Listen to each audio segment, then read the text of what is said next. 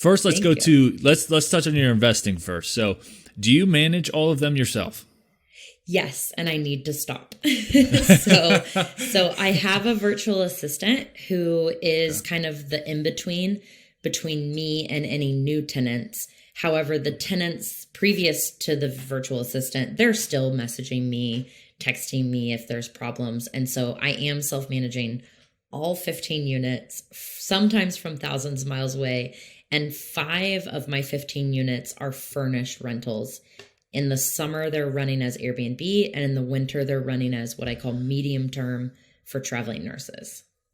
Wow. Okay. So first off, like just a typical week, how much is allocated just for, managing? And then also, can you kind of go in and touch on as well, how do you build systems so that you can manage out of state? Because obviously that's going to be more difficult than if it's down the road. Absolutely. And even if anyone listening buys a property down the road, you should treat it like a business, just like I got called out from on stage. Like, real estate investing should be a business and not a job.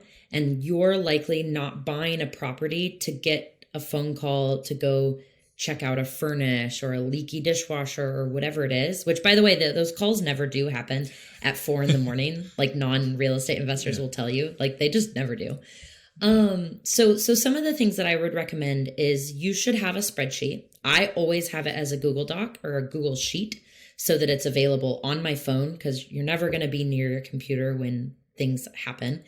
And in that Google Sheet, I recommend having every repairman that you can think of. So you need multiple plumbers, electricians, appliance handyman. Turns out your plumber likely tells you, oh, I don't do dishwashers.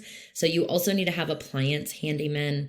You need to have a window guy. I just had a broken window last week and my handyman says, I don't do windows. So now I need to have window people.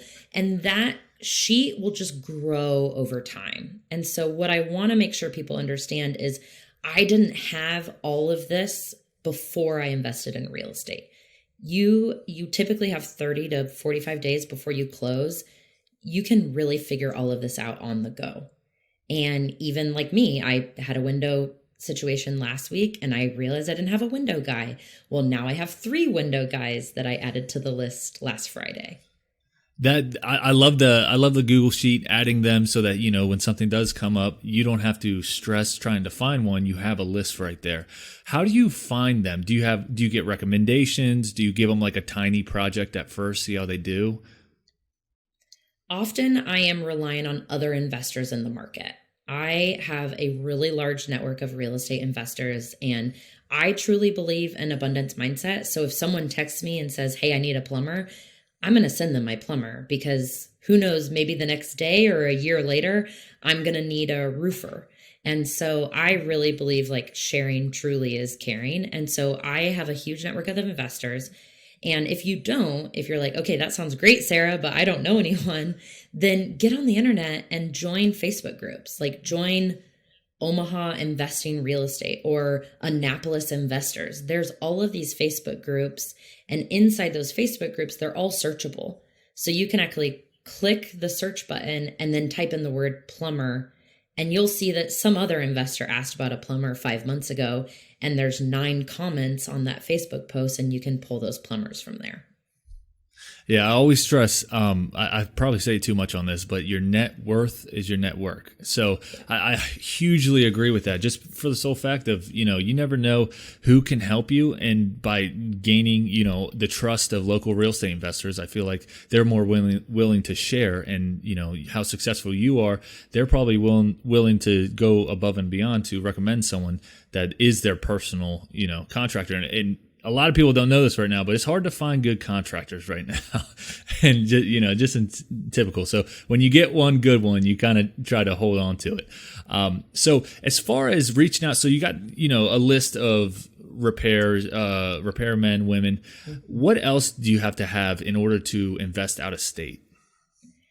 Yeah, I mean, even if you're investing in state, you need to have a great way for your tenants to pay rent. So okay. I recommend Avail or apartments.com. They both essentially do the same thing. And you need to make it as simple as possible. Your tenant will electronically sign a lease. You need to save that lease somewhere safe so that you can refer back to it. You should take their security deposit and their rent automatically all online. Everything should be online.